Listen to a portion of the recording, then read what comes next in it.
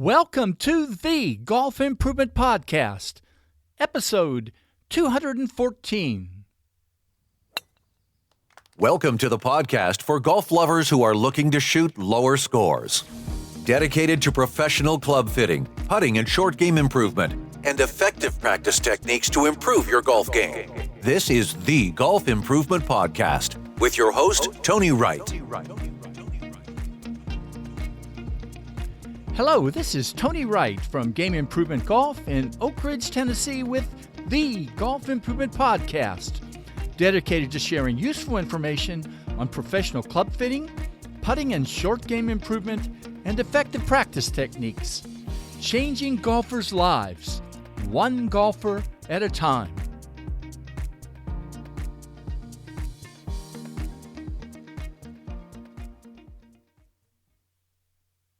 In October of 2022, I interviewed biomechanist Dr. Sasho MacKenzie, who with Marty Jertson from Ping developed what was then a beta version of a putting improvement app called Stack Putting. Sasho told me then that a major update to Stack Putting was coming in 2023, and it's now here. I had a wonderful time listening to Sasho share some of the improvements made to Stack Putting so that golfers of all abilities can use it to help them make effective use of their time on the putting green. I hope you enjoy this interview with Dr. Sasho MacKenzie. Tony Wright and Game Improvement Golf, changing golfers' lives, one golfer at a time. Hello, this is Tony Wright with episode 214 of the Golf Improvement Podcast. And boy, am I looking forward to welcoming back Dr. Sasho MacKenzie, who's a sports biomechanist, professor at St. Francis Xavier University in Antigonish, Nova Scotia, and I'm sure I got it wrong again, and co-founder with Marty Jertson from Ping of the amazing Stack swing speed improvement system, but then they just snuck in this little thing called Stack Putting that has been in beta for about a year, and now it's not beta. And so we talked, was it November of 2022 about beta, and now we're going to get to talk about where it is now, which is chock full of goodies, right? You say on the website, say bye to boring, ineffective practice. And I think that captures a lot about what stack putting is about and can do for everybody at any level. So thanks, Sasho, for doing this today. My pleasure. Thanks for having me on, Tony. And you did a great job pronouncing all of those Canadian place names. Yeah. All right. Well, there you go. Well, it was October, actually. We had our first discussion about stack putting in October of last year.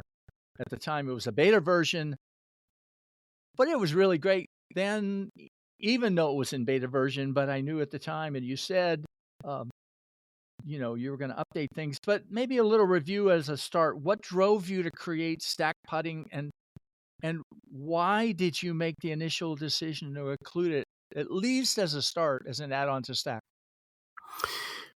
Yeah, I think there were some really easy ways to make putting practice better for everyone. Most people have, 10 minutes, 15 minutes here or there to practice their putting. And when I would watch people practice, they weren't doing anything that would improve their putting performance. So, I approach it from a biomechanics perspective. Why do putts miss? If we can figure out why putts miss and we can work on the reasons why putts miss, then we sink more putts.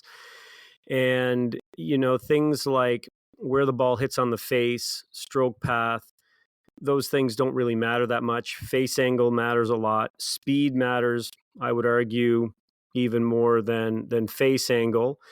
And green reading is massive, so green reading, speed, face angle, those are the things that you need to be addressing in your putting practice. Putting practice should also be fun, and you should be motivated, and you should also be able to track what's happening in practice to know if you're achieving your goals.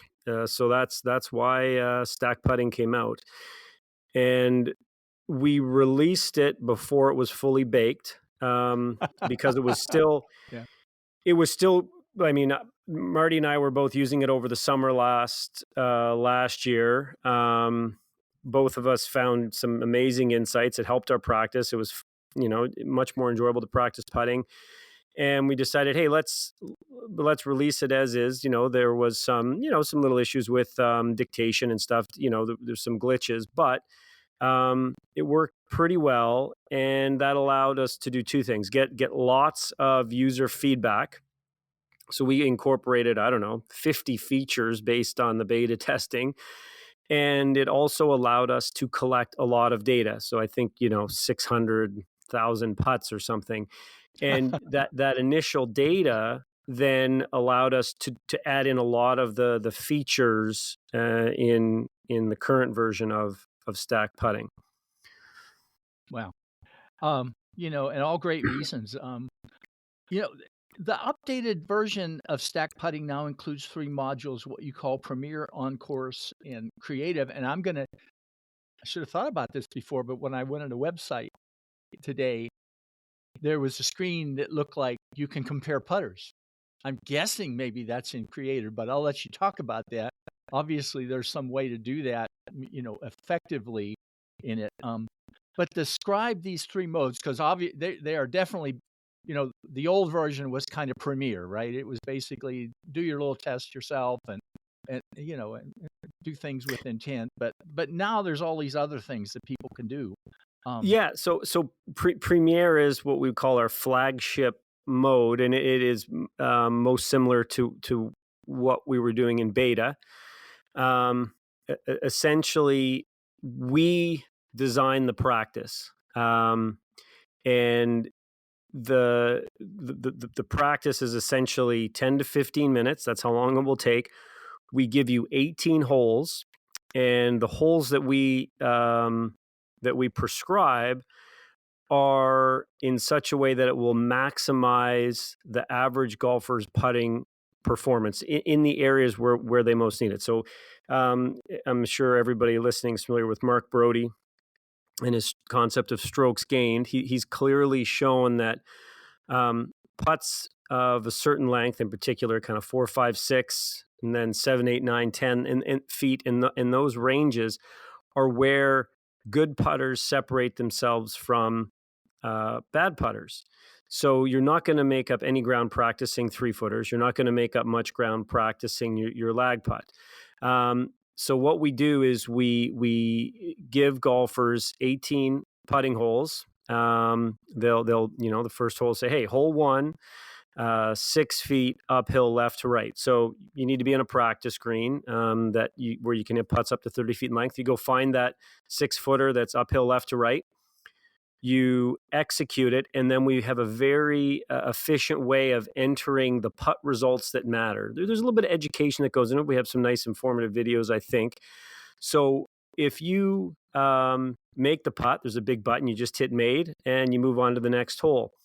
But where the magic is in how we can efficiently record our misreasons and if we misread the putt. So, I mentioned earlier that probably half the putts missed on the PGA Tour, makeable putts inside 10 feet are missed because of a green reading error. Yeah. If I take someone in my lab and I give them an 8-foot putt, they're going to make 95% of them, even if it's a breaking putt. Even if you have to, aim 2 inches outside right, that tour player is just going to make putt after putt after putt. But yet they're 50% from 8 feet in the real world. And so why are they sinking 95% in a lab, and why are they, only sinking 50% out in the real world? Well, what's different? It's not their stroke, it's their reading ability. So it's important that when people hit a putt, that they know, did they read it correctly? Did they start the ball with the intended speed, and did they launch it in the intended direction? If they did, then it's not a misread, and they know that they read the putt well. Great. That's recorded in the app, whether you misread the putt or not. And then you also record what the error was in terms of the launch of the ball. And this requires a change in philosophy for a lot of golfers. We like to say, oh, the putt was short, I missed right. But the way you should be thinking of it is in terms of the error that you made as the golfer. Did you not hit the ball with enough speed, or did you launch it too far left or too far right? And just the act of going through that process after every putt allows you to hone in on what the real issues are. Because, if you're misreading every putt, then you probably don't need to work on your stroke as much. That's not where the low hanging fruit is. So, for example, you hit that first 6-footer and you don't hit it hard enough and you launch it too far right. Well, you hit some buttons, slow, right, and then you tap in, because probably you had a tap in, and then you move on to the next hole. And all these insights are being tracked by the app behind the scenes. You don't have to, you don't want to know, okay, got to keep track of how many I missed short in your brain or how many I missed right or left. And we're gathering all this data, and then at the end of the session, we'll tell you if you have a speed bias. We'll tell you if you have a direction bias. We'll tell you over time, once you start to get more and more sessions, hey, you know what? You leave all your uphill putts short. You tend to miss your putts that break left to right. You tend to miss those to the left. And then that's the real low-hanging fruit in putting, is correcting those systematic errors that no one is really talented enough without the use of an app tracking stuff to figure out. We don't really remember at the end of the round, oh, geez, how many putts am I missing right or left? Our memory isn't that great. Yeah. And then, now you've got on course, which is basically, for the guys I help, it's, have a qualifying round or a round that's in a tournament and things like that, where, life is a little different on course, right? Yeah, exactly. So that was a user feature. So they, we had a lot of folks after using beta said, why, can I please use this on the course? So we thought, sure. So it's effectively it's a same feel as Premiere, where you record if you misread it, you record why you missed the putt.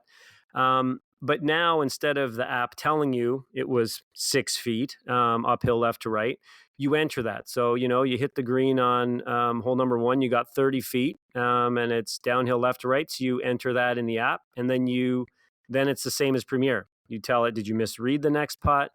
Did you miss it left? Did you hit it with not enough speed? And so with all of these, I should mention, we're tracking the strokes gained on every putt as well. And we have the ability to, this is one of the reasons why we wanted to collect the beta information, is we now have the ability in the app, you can set to the single number what level of handicap you want to compare your putting data to a tour player, amazing. All the way up to a 30 handicapper. Yeah. Exactly. So, if you don't want to look at, if you're comparing yourself to a tour player and you're like, God, I lost 4 strokes again in this putting session or in this round, well, that can be a little disheartening. So compare yourself to a 10 handicapper, if that's really where your handicap is. And it's also kind of neat to see how different strokes gained putting can be between a tour player and a 20 handicapper. So that's the on course. It then allows you to say, okay, well, my strokes gained in practice is really good. It's not so great on the course. Well, what's different? Am I and all the same insights and statistics that are available in Premiere are available on course. Now, and I don't remember, because if it was there, I probably didn't use it or didn't know. But there's this little details button at the bottom, right? And maybe it was there in beta, okay? But maybe not. But I just love that, because then you can look, with people you're working with, what they did on each hole.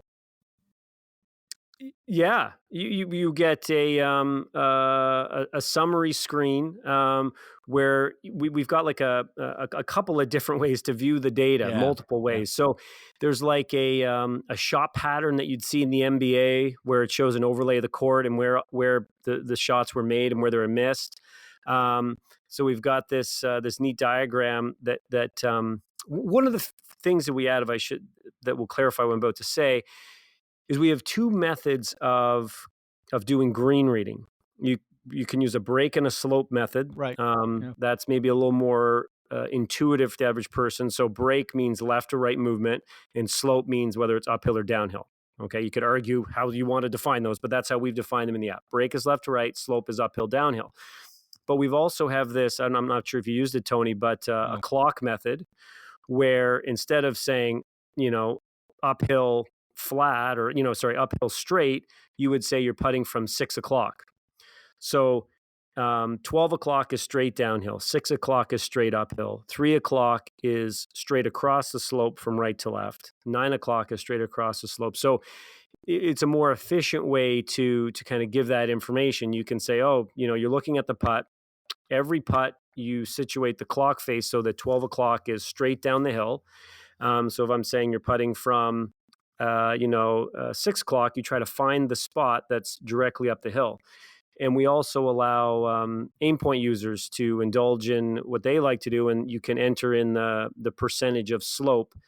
So with those two numbers, so if you say, putting from 6 o'clock and it's 2%, that's straight up the hill, and you know how steep the slope is. So with the details tab, one of the things that you show is this this overlay of all the putts you've executed. And we put them on this clock, so you know whether the putt was 30 feet and uphill left to right, or 10 feet, and where it was coming at in terms of the break and slope. And then really easy kind of use of symbols to show, if it's a green circle, you made it. If it's a red circle, you missed it. And if it's a 3, it was a 3 putt from there. There's lots of neat things in that details tab. Yeah. Now, creative. Now, is that where the part where if you want to compare two putters is, or is there another screen that lets you do that? Or yeah, so that there's so many and features. I haven't used creative at all yet. And then I saw that screen today, and I thought, Yeah, I'll explain creative in a second. So one thing that's pervasive throughout all modes is the ability to tag certain things in every session. So whether you're using Premiere or On Course or Creative, we have when you go in before you start your session, we've got some defaults for the technique you're using. Yeah. So that's one category. The putter you're using, the green speed, and then we have an other category. So what this allows you to do, if let's say you're curious, the tour players I work with are always asking these questions, things like, hey, should I putt with left hand low? Should I use an arm lock grip? Is this mallet putter better than this blade? Should I use a putter with more offset? Should I use a line on the ball? All these questions. Well, you need a way to effectively test that. So let's say you're trying to decide whether you should move to left hand low. Putting is very volatile. You need a lot of data. So you go in, you do this, whether it's Creative, Premiere, or On Course, you could use all three. You say, okay, I'm going to try left hand low for this session. So you tag it left hand low. And then maybe the next time you go, you decide, okay, I'm going to go back to my normal grip. Well, you tag that. And then the next session is left hand low. So once you get, 4 or 5 sessions in, which doesn't take too long, it might take a week if you're, a serious golfer, then we have this statistical analysis feature. So you go into that section of the app to do a statistical analysis, and you can pick the factor. Hey, do you want to know if you're putting better on fast greens or slow greens? Are you putting better with your ping answer 4? Are you putting better with the tine? So if you've tagged those sessions, you can run a legitimate, I teach quantitative research methods at university. Right. So you run a legitimate statistical analysis, and it will tell you which of those factors you've putted better with. Hey, it's in this really cool sliding scale, and it not only will tell you overall if your strokes gain statistically significant difference between those factors, but it will also tell you where they are. Was it from 6 feet? Was it from longer putts? Was it from left to right putt? It will tell you where you made up ground with that particular technique, that particular putter, fast greens versus slow greens. And then that other category You can create your own. So we've left complete flexibilities. For example, maybe you want to know, hey, do I putt better with sunglasses on or off? So, hey, you write in there sunglasses on, and you do your session. Then next time you do sunglasses off, and then after a week or two, you go, right, let's compare, and it will compare all the sessions with your sunglasses on to all your sessions with your sunglasses off, and that's pervasive throughout all three modes. Now, the statistics is run within that mode, so we don't compare on-course data to practice data, but all your practice sessions with the sunglasses on to all your practice sessions with the sunglasses off, and you'll have an answer. So that's the statistical comparison feature, which is fantastic. I use it a lot myself. Marty's answered a lot of questions for himself with that. And the people that I work with, it just, then you're not guessing, right? Yeah. You don't have to think the whole time you're trying out a new technique. Well, this is better. You just do it. You just go out and putt, and the app will track everything for you. You don't need to be aware on every putt what's going on. You just enter the data and keep chipping away. Pretty wild. The creative, I realize I'm talking a lot, Tony. No, you're fine. Well, I mean, you're kind of into stack putting a little bit. Oh, well, it's there's just nothing out there. I mean, Marty and I are into, we're both busy. We both like to play golf at the best level of our ability. He's much better than I am, but I'm decent. I've just recently got my handicap back to a +2. I was trending towards scratch for a while, but I had a couple of good rounds recently. But I don't have a lot of time to practice. So when I do practice my putting, I want to maximize whatever improvement I can. I want to know why I'm not putting better. It was just driving me crazy. So everything in there is exactly what I would want to do to improve myself. All three of my kids play serious golf. The tour players I work with, wasting time and doing things that aren't going to make you better drives me bananas. So I'm a little bit passionate about it. So yeah. and that comes, if I could talk about the creative mode for a second. I'm from Canada. And we have some long winters indoor, and I've got an indoor practice green, but it's not 30 feet, and I've got, limited options. So with creative, what you can do, and this took a little while to develop, but it is just so, there's so many options that you have as a coach or as a student. You create your own practice session, and we've got some examples in there, but basically you say, okay, how many holes do you want? I want to do 4 holes. How many attempts do you want at each hole, and how many rounds? So, if you did 4 holes, 2 attempts per hole, 3 rounds, then in how you mix those up, you could have more or less random versus block practice. And it allows you then to say, okay, well, at the very simplest level, hey, I've just got one of those, putt out mats.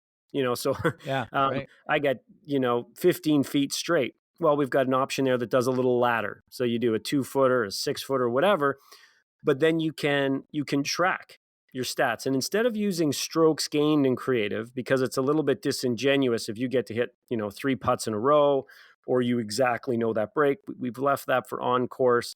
And for Premier, the number one statistic is putts per hole.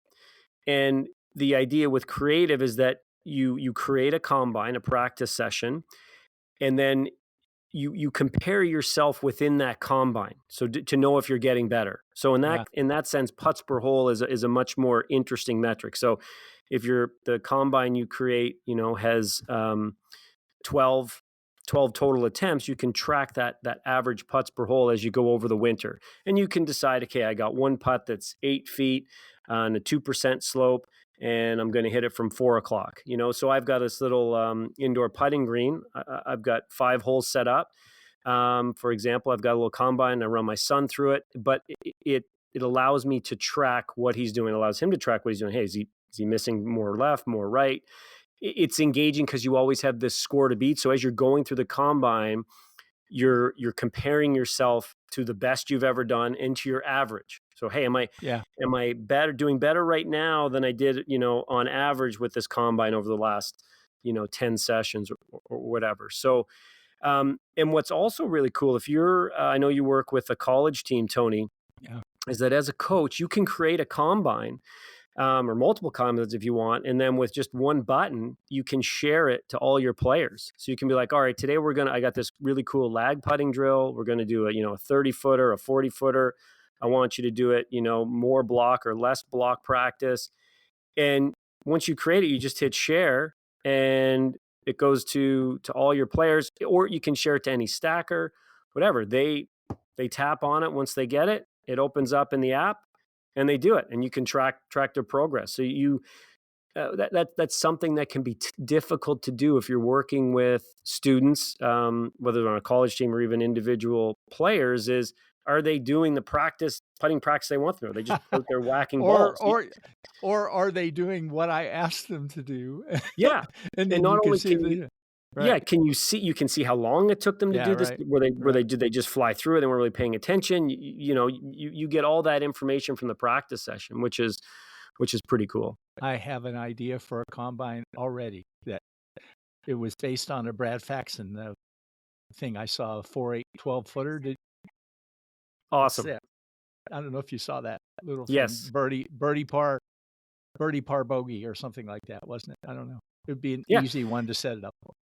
And you can set it up. You call it, Faxon birdie par bogey, and there you go. You can share it around. Yeah.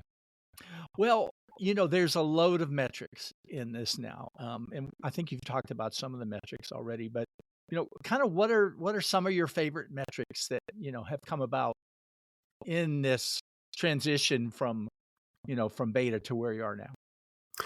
Sure. Well, to me, the most eye-opening for people from a concept and an expectation level is the strokes gained. So being able to compare your strokes gained to a tour player. So it's just a toggle. There's different places in the app where you can say, okay, that was my strokes gained for the session, but how would I compare to a tour player? How would I compare to a 20 handicapper? And then related to that is make rates. So I think people, a lot of golfers think, 8 feet, I should sink this 90% of the time. Well, you can see in the app, this was something that took a little while to develop. We needed those, 600,000 putts. Yeah. Okay, we have some decent make rates for tour players from different distances. 8 feet, for example, is 50%. But what if you were a 5 handicapper, a 12 handicapper? What are these make rates? So we've got make rates over large distances, any distance that you'll have in a putting green across any handicap. So you can see that information right there. That's a statistic that, and when you plot, we've got lots of graphs. You can show what are my make rates from these different distances. There'll be a line on the bar chart that will show you what that make rate is for that particular handicap, so you can compare yourself easily to that little handicap red visual. line, right? Yeah, that's right.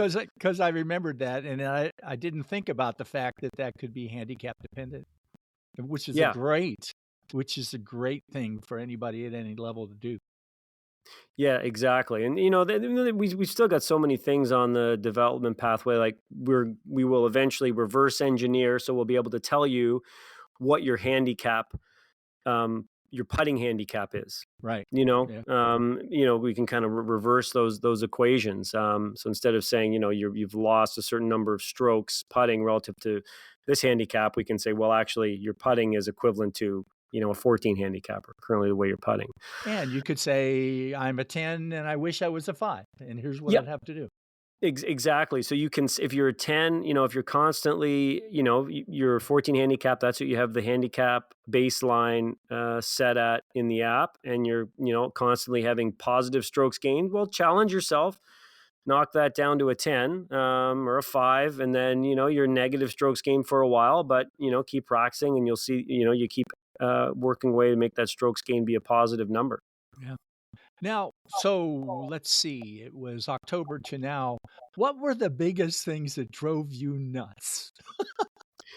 Is that a fair question? I mean, over the last months, because I know you were really pushing hard to get this out, but obviously it's probably some things that you're really excited about adding, right? But Yeah. The well, it's a lot of a lot of thinking. A lot of what is the best way to do this. So you might have 10 different ways to create a screen to enter your putting data more efficiently, or to visually display something. How do you get across the concept of every putt being somewhere on a clock face? Yeah. What is the image that we put in there so that it's intuitively obvious, and no one never thinks, oh yeah, that's kind of a challenging non-intuitive concept. They go, oh, that's super obvious. Right? This is how we should describe every putt. I should just say 9 o'clock 2%, and everybody knows what I mean. 10 feet 9 o'clock 2%. It's a very efficient way to get it across, but is it intuitive if you look at it on a page? So a week of kind of drawing things out, looking at it this way, looking at it that way, but actually not ever making any real progress in the app, and wondering, okay, Yeah. maybe we just got to make a decision on something. Yeah. But in the end, it's a much more streamlined experience. And we're a pretty small team. There's a lot of calculations that need to be checked, to make sure that all the math is right. To come up with an algorithm that allows you to enter distance and handicap and spit out make rate, for any putt length from 0 to 100 feet, and for any handicap, isn't really easy. that Yeah. Right. trivial. Yeah. Yeah. Boy, I should just turn my watch off. I turned my phone off, but my watch keeps talking to me. So,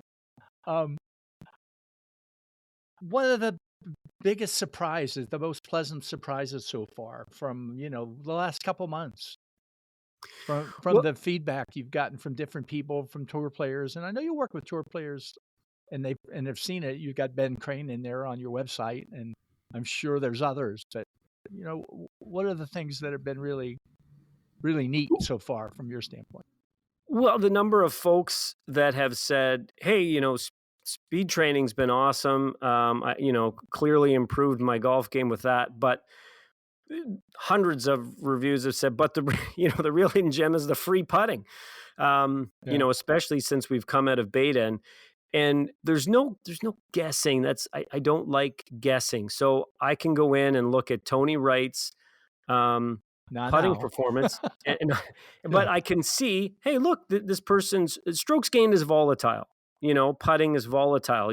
We all know this. You can go out and sink a few 8-footers, and it seems like your putting's awesome. The next day, you hit really good putts, but they just slip by. But in the app, we have very clear visualizations of tracking your performance over time, and you can see clear trends how individuals they're saving 3 or 4 strokes, after a month of putting practice.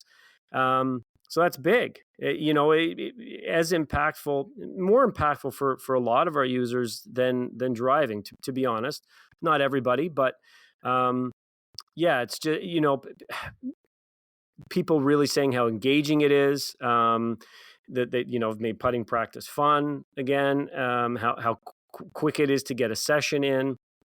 Yeah, it's so. I mean, I know we've got a great product. I love using it. Everybody likes using it. It's just a matter of getting other folks into the app to try it. And we've now it's now separate from speed training, from stacking with our variable inertia speed training system. If you want to just do putting, you can get a subscription to just putting. As we end, any sort of final things for people? And I'm going to put a link in the show notes about the whole Stack website. There's a sign up for the standalone app, right? And it's going to be a 30-day trial. Is that the way you're doing that, or? That's right. If they will give you a link, and if they use the link, then that will give them a code to start a free 30-day trial. Yep. So I'll make sure that I get you a link. Yeah. Well, I think it's actually in your in the website, isn't it? Great. You might be right. Am I ahead of you? Well, that's funny because I think when I looked at the website a couple of days ago, it wasn't there. Yeah, that might have And been a wait list link, but that's either right. way, That's right. I'll make sure Yeah, you that's good. yep, your listeners Um, know where to go to get the free trial. any other things you want to share about, you know, kind of why, in general, why this is going to help people that maybe you haven't said before today? Yeah, so uh, um, I will say this that I think more so than any other skill in golf, and I don't want to offend anybody, but um, you can get a lot. You see a lot of variations in technique. In no other skill in golf will you see the variations of grip, the variations of club head design, shaft length. There was a chap that won the world putting contest, putting standing on one leg and putting with his foot. So, so I'm not saying, but that said, I'm not saying technique doesn't matter, but it matters a lot less than in most other golf skills. But what does matter is practicing whatever technique you're using. Even if it's the best technique in the world, if you don't practice, you will not get better at putting. That's true for other skills, but it's even more so for putting, especially when you think that green reading accounts for so many missed putts. Tour players sink 50% of their putts from 8 feet because they're not that great at green reading. You probably are even less adept at green reading. How you get better at speed control, which is next in my mind, and green reading, how you get better at those things is seeing different putts frequently, and then being able to note why you miss them. So in 15 minutes, you'll see 18 different putts in the premier option with stack putting. And that's 18 opportunities to learn about your speed control, to learn about, if you're pushing or pulling putts. Um, you know, I tell people that if you gave someone a perfect putter, that the thing where you roll the ball down the ramp. Right, right. So, hey, that's a perfect stroke. And even if you incorporated that green laser, right? Yeah. And so, they're going to have that ball's going to come rolling out perfect. It's going to start exactly on their intended line. It's going to start exactly with intended speed. They can hold it exactly where even if you almost had notches on it that said exactly how far feet that was going to roll out, on a 10 stimp green. And you said, hey, you're going to go putt with your perfect putter and you're going to compete against Ben Crane, or Aaron Baddeley. You're still going to lose. Yeah. You will. You'll have trouble judging the speed. You will misread how much break, and they will end up sinking more putts. Now, if you practice with that perfect putter a little bit, and you start to get used to the speed, and you start to get used to green reading, then you'll start to close the gap, and you may even eventually beat them. But the key is you need that practice. You need to see different holes. You need to make sure that you don't have any systematic biases in your misses. And, everybody will always tell you, gosh, you ought to practice an hour a week or whatever, depending on different levels. There's hardly a better way to knock out 4 15-minute sessions than doing stack putting. Absolutely. Most of the mini tour guys that I work with, we have an express version of Premiere where you don't enter why it missed or whether it was a misread. It gives you the hole and then you just tap. It's a single screen. It's super easy to do. You go express. We had a conversation about this. It shows all 18 holes. So you look at it. First one's 6 feet downhill left to right. And you go hit the putt and you just go, was it a 1 putt, 2 putt, or 3 putt? And it's a fantastic pre-round routine, and I have yet to get negative feedback. It takes 10 minutes, and what everybody says is when they get to that, the first green, they've already feel like they've played 18 holes on the greens. They've seen a little downhill left to right, or they've hit all these putts in 10 minutes. And what people have trouble letting go of are those little putting drills that they use to kind of get warmed up that really aren't doing a whole lot for them.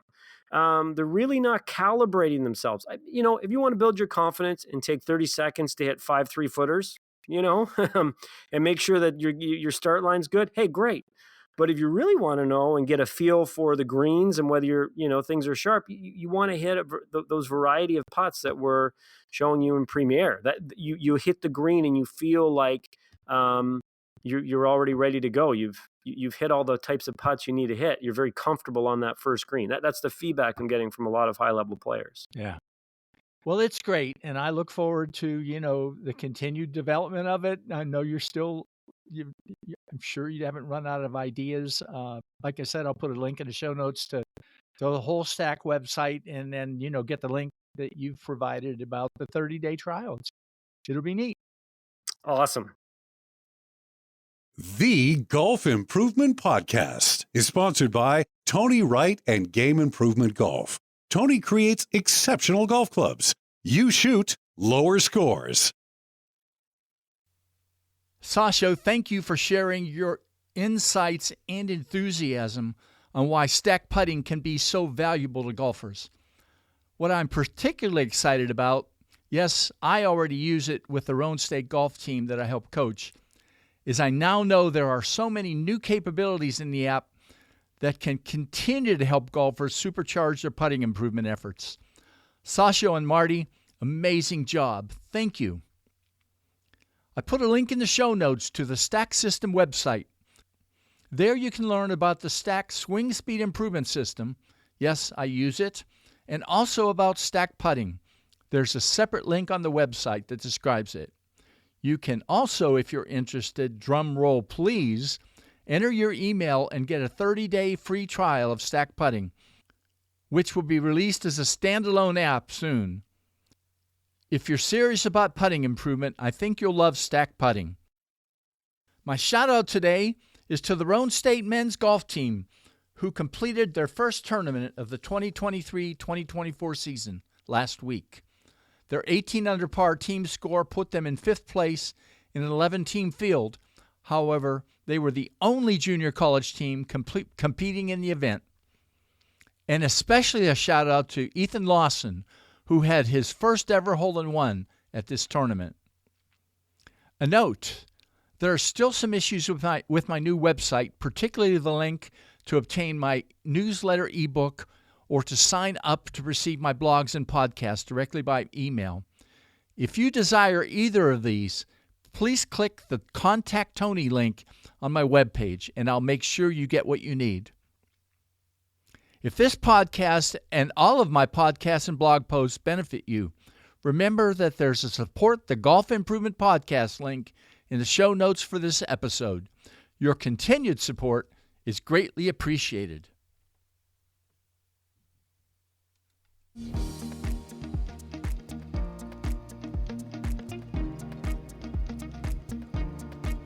Well, that's it for today.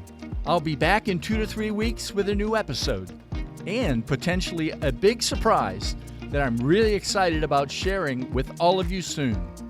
Until then, take care, God bless Ukraine, and God bless America.